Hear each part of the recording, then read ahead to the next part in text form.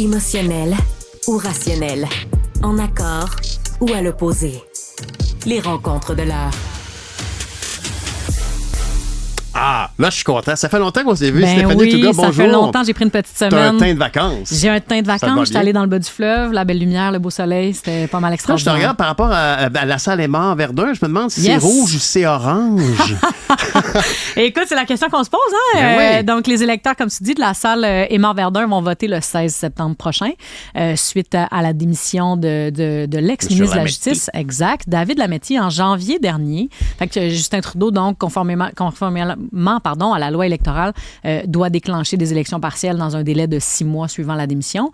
On peut se demander pourquoi il ne les a pas déclenchées plus tôt, parce que là, d'un, il y a une autre partielle en même temps dans l'Ouest, et de deux, le scrutin se tiendra le jour où s'ouvre la Chambre des communes. Donc, advenant que les résultats ne sont pas ceux que le premier ministre souhaite... Ça va colorer ben, sa rentrée. Ça part fort au niveau de la rentrée, ou du moins, en fait, au contraire, ça peut partir très, très bas au niveau de sa ça rentrée pourrait colorer politique. de bleu. Le Bloc Donc, a beaucoup d'espoir. Le Bloc a beaucoup d'espoir, oui, c'est ça. Dans le fond, ce sera vraiment là, une course à 3. D'une part, donc, tu as les libéraux de Justin Trudeau qui ont ce comté-là depuis des décennies. Hein, bon an, mal an. C'est un château fort libéral.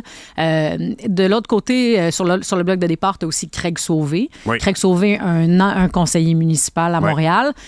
Quelqu'un qui est un grand organisateur, un gars qui est connecté donc sur son comté. Pas sur son comté, mais sur son district. C'est le maire suppléant aussi de l'arrondissement. Donc, c'est vraiment quelqu'un qui est très, très groundé, très, très investi sur son terrain. Pour les libéraux aussi, là, fait à mentionner, c'est également une conseillère municipale. Donc, je ne le savais pas, moi, j'ai appris ça récemment. C'est vraiment 2 candidatures, donc très, très, très locales, j'ai envie de dire. C'est la carte qu'ils ont choisi de jouer. D'ailleurs, ça a contrarié beaucoup de gens dans le Parti libéral de voir que M. Trudeau a imposé sa candidate. Oui, c'est ça. Dans le fond, il y a plusieurs personnes qui auraient levé la main, qui auraient souhaité donc pouvoir tenir une assemblée, que les militants puissent se prononcer. Normalement, là, surtout dans les dernières années, le Parti libéral, quand ils ont décidé de parachuter, entre guillemets, quelqu'un, là, c'est quelqu'un du local, mais quand même, lorsque le premier ministre décide vraiment de dire ce sera cette personne-là, c'est parce qu'on a une candidature vraiment d'exception, quelqu'un de très populaire, très connu. Là, ici, elle est un peu low profil bas. C'est un peu... Plutôt profil bas, on joue plutôt la carte de la fille du coin. Oui, c'est quand même surprenant. Ben oui, mais c'est quand même surprenant qu'ils aient décidé donc de vouloir envoyer quelqu'un sans consulter la base militante, surtout considérant là, les derniers échecs des dernières semaines, derniers mois. Mais bon, donc ils envoient cette dame-là. L'impact que ça a, c'est l'impact sur les bénévoles. Oui, exact. C'est ça qui est problématique, honnêtement. Là. Ben, ce qu'on me dit dans l'entourage du premier ministre, c'est que pour l'instant, là, au niveau des bénévoles, tout le monde qui était dans NDG, les gens qui se sont mobilisés dans d'autres arrondissements à Montréal, dans le cadre de d'autres partiels, seront de la partie cette fois-ci à nouveau. Moi, je trouve quand même que les libéraux, il faut le mentionner, malgré qu'ils ont eu une année extrêmement difficile. Là. Je veux dire, il y a 1 an, il y a eu un remaniement ministériel, il y a 7 ministres qui ont été dégommés. Là-dessus, il y en a 6 qui ont démissionné. David Lametti étant le dernier. Exact. Donc, il y a quand même eu des défaites dans des partiels. Ils ont des scores très, très, très catastrophiques dans les sondages. Ils ont eu un budget qui a été tièdement reçu quand même. Donc, ils ont quand même une année très, très difficile et malgré ça, cet été, je les trouve quand même très disciplinés, les libéraux. Donc, à voir est-ce qu'ils seront prêts à débarquer sur le terrain, donc de passer de la discipline à la mobilisation. Chose certaine, ils devront apprendre de ce qui s'est passé dans Toronto-Saint-Paul. Ils ont perdu un bastion important. Ils ne peuvent pas se permettre d'en perdre un deuxième dans 2 provinces névralgiques pour le Canada, pour Justin Trudeau, en fait, pour être réélu premier ministre du Canada, l'Ontario et le Québec. Moi, j'ai l'impression que c'est très, très important l'impact que ça a sur l'engouement, le bénévolat. D'ailleurs, je me souviens d'avoir vu un de tes tweets sur Kamala Harris, comme quoi sa nomination avait suscité beaucoup d'argent puis d'enthousiasme des bénévoles. Mais c'est pareil, honnêtement, dans ce cas-ci. C'est ce qui fait que tu as du monde pour cogner aux portes. Moi, je l'ai vécu dans mes dernières campagnes. Si les bénévoles ne sont pas là pour t'aider à les cogner aux portes, mais tu n'es pas sur le terrain. Absolument. Puis ça fait une grosse différence. Tu mentionnes mon tweet, mais ça mérite d'être mentionné que tu ne gagnes pas tes élections sur Twitter ou sur TikTok ou sur Instagram. Tu les gagnes sur le terrain en faisant sortir du monde, en allant cogner aux portes. C'est difficile de faire une campagne électorale. C'est grisant, c'est extraordinaire, mais ça reste extrêmement difficile, c'est prenant, surtout quand tu es un bénévole, tu n'es pas rémunéré, le soir tu te couches tard, tu manges mal, tu travailles fort, donc pour te lever le matin puis être bénévole pour quelqu'un, il faut que tu y crois pour vrai. Fait que quand tu as imposé une candidate, il y a un paquet de noms qu'il faut, moi j'aurais pas pris elle. J'aurais pas pris elle, j'aurais souhaité qu'on me consulte, donc à voir ce que ça aura sur le moral des troupes. Donc c'est ça, à voir. Là. J'ai l'impression que pour l'instant, là, on a mis un peu le couvercle sur la marmite. De la marmite qui bouille. Si en plus il y a une défaite dans la salle Aymar-Verdun, j'ai l'impression que ça va faire très très mal pour Justin Trudeau. Mais ce qui est certain, en tout cas, c'est que moi, normalement, j'aime pas tellement ça. Tu sais, quand on regardait la politique, tu sais, je me souviens, on s'en était parlé, tu sais, c'est important. C'est le gouvernement qu'on veut élire, quand il y a des enjeux majeurs à tous les niveaux. Mais là, dans une partielle, c'est vraiment une partie d'échec. Dans une partielle, il y a un signal qui est envoyé, il y a une organisation. Même, je te dirais, même que hier, c'est rare que ça me fait plaisir, mais j'ai dit à M. Paulus hier, vous êtes qualifié d'underdog, je ne serais pas surpris que dans la salle Aymar-Verdun, il y ait une meilleure performance du Bloc. Ça ne m'étonnerait pas du tout. Moi aussi, du Bloc, des conservateurs. Oui, je pense que, tu sais, ce coin-là, au provincial, donc dans Saint-Henri-Sainte-Anne, c'est Québec solidaire. C'est un comté qui était libéral longtemps. Donc, c'est plutôt anglo et progressiste. Mais quand même, on pourrait... est-ce qu'ils vont sortir voter, ces gens-là? S'il n'y a pas de bénévoles dont on parlait précédemment, s'ils ne se pointent pas, là, ils ne sortent pas voter, les gens. Donc, ça va être intéressant. Puis le candidat du Bloc aussi, Louis-Philippe Sauvé, il mérite d'être mentionné. C'est quelqu'un qui a fait de la politique longtemps. Donc, j'ai l'impression que lui aussi, il sait dans quoi il s'embarque. Ça va être une très belle course. Ça va être une très belle course et je pense que ce sera une course à 3 pour vrai. Ça a fait palpitant. Parlons maintenant de Mme Guilbeault qui, elle, trouve ça pas trop palpitant de voir le monde qui part. Ben non, c'est ça, Mme Guilbeault qui accuse deux démissions ou 2 départs. Donc, Geneviève Quentin, sa chef de cabinet, il y a quelques semaines, quelques mois. Et maintenant, Maxime Roy, qui était son directeur des communications jusqu'à tout récemment, qui s'en va chez Christine Fréchette, donc la ministre de l'Immigration. Oui, c'est ça. Il y a quand même... ça doit faire mal, ça. Il y a beaucoup de mouvements dans les cabinets.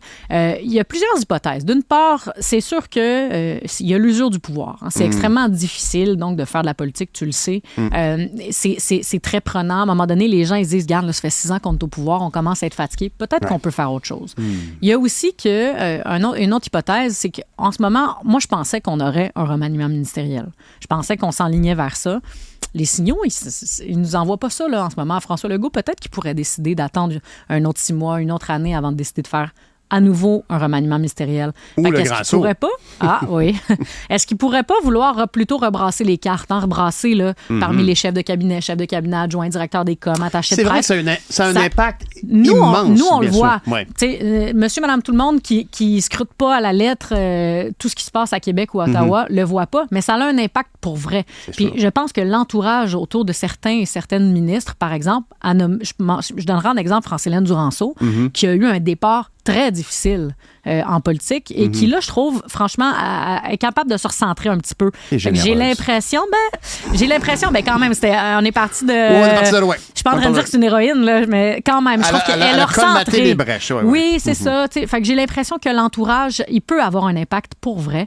On pourrait vouloir donc rebrasser quelques staffs, rebrasser certains sous-ministres aussi, parce que les sous-ministres, là, c'est fait à mentionner, ils sont nommés par le cabinet de premier ministre. D'ailleurs, Christine Fréchette a eu un rôle important dans un gouvernement du Parti québécois, si je me trompe pas. Elle était, si je me trompe pas, chef de cabinet de Jean-François Lisée. En tout cas, elle était une senior staff, allons-y pour ça, dans le cabinet. C'est vrai que c'est la plus articulée dans cette... Moi, personnellement, je suis content qu'elle soit là pour parler d'immigration et choisir ses mots. Oui, exact. Elle est très bonne, hein, puis on l'a vu, là, c'était épineux quand même dans les derniers mois avec Mark Miller. Exact. Parler d'immigration, lui tenir tête, être capable d'avoir un discours articulé, de ne pas être dans la polarisation. Exact. Je trouve que c'est une très, très bonne ministre. C'est pas des sacs de patates, c'est du monde. Non, c'est du vrai monde. C'est des vrais enjeux. Ça a un impact pour vrai sur la vie des gens. Absolument. Donc, c'est un débat qui mérite notre attention, mais qui mérite d'être traité avec nuance puis avec de l'empathie. Puis des fois, je trouve on parle d'immigration, puis c'est bien galvaudé. Là. On en a trop, on n'est pas capable, on devrait fermer les frontières.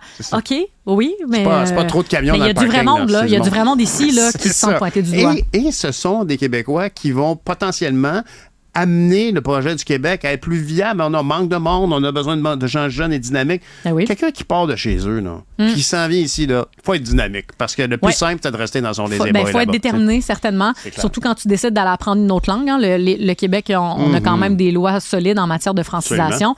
Et on le salue, d'ailleurs. Moi, je trouve que c'est merveilleux. Tellement. Mais n'empêche que c'est un choix difficile de dire je déménage et j'apprends carrément une autre langue, le français. Tu regardais les notes que tu m'as envoyées, nombre de départ depuis 1 an et demi, et pourcentage du cabinet. François Legault a perdu 15 de son staff. Oui, François Legault, il y a eu beaucoup de roulements. Tu sais, quand on disait justement dans l'entourage, là, est-ce que ça peut pas avoir un impact? Moi, j'ai l'impression que François Legault, il y a beaucoup de grosses pointures donc, qui ont quitté son cabinet. Il va y avoir du sang neuf, forcément. Il va y avoir du nouveau monde. Est-ce que ça va redonner un élan à François Legault et rebondir un peu dans les intentions de vote? À voir, mais chose certaine, la CAQ est en train de bâtir donc son armée, hein, son équipe en vue de la prochaine campagne électorale. Ça serait une erreur de ne pas penser tout de suite à dans 2 ans. Ils n'ont pas le choix de le faire. Puis c'est ça qui est, tu sais, tu disais tout à l'heure, c'est difficile de faire de la politique, puis ça prend de l'énergie quand on est un bénévole pour aller cogner aux portes. Mais même pour un politicien ou une politicienne, c'est quand même un étrange. Moi, je me souviens d'avoir déjà dit à quelqu'un dans un comité, vous êtes une excellente partisane de votre parti, une excellente campaigner, mais comme ministre, vous devez séparer les deux. Moi, ça m'inquiète toujours de voir ça quand on a un gouvernement. Est-ce qu'il est en train de faire des choix qui sont pour le bien du Québec? Aussi, pour sa base. Aussi c'est pour sa base, puis assurer sa réélection. Exact. En tant que contribuable, là, ça m'inquiète de savoir que mon premier ministre s'inquiète à ce point-là de sa réélection. J'ai évidemment jamais eu à nommer un conseil des ministres, mais je me dis que si tu es le premier ministre ou la première ministre, tu dois trouver l'équilibre entre on souhaite donc que nos militants soient contents, hein, nommer des gens qui viennent réconforter ta base, des gens qui se lèvent le matin pour te faire élire. Et de l'autre côté, tu dois envoyer un signal à la population que tu souhaites avoir des candidatures solides, des gens qui ont souvent en économie, hein, du monde de business, des avocats, des médecins en santé, Mark Carney, pour ne pas le mentionner. Fait que c'est de trouver un peu cet équilibre-là. Il y a des formations politiques, le Parti québécois en est un, c'est vraiment un parti de militants. Oui. Donc, il faut être branché sur sa base militante, puis Paul Saint-Pierre Plamondon le fait très bien. Le Parti libéral a moins cet héritage-là d'être toujours un peu soumis à des votes de confiance, des militants fâchés. Donc, ils ont souvent un petit peu plus de latitude et les coups des franches ils ont souvent compté sur un gens. électorat captif, qu'il n'y avait pas d'autre option. Si tu n'étais pas souverainiste, puis que tu n'étais pas à gauche, tu prenais libéral. De facto, tu votais pour le Parti libéral, tout à fait. Exact. Maintenant, la CAQ a un peu fait éclater ces deux en fait, pas un peu. Elle a carrément fait éclater le paysage politique au Québec en brisant ces barrières-là, tout à fait. Oui, bon, c'est donc fascinant. Merci beaucoup, Stéphanie. Je suis content que tu sois revenue. Yes. On se reparle plus tard. On se parle jeudi. Je ne fais que des consonnes. Aucune syllabe. On se parle jeudi, Pierre.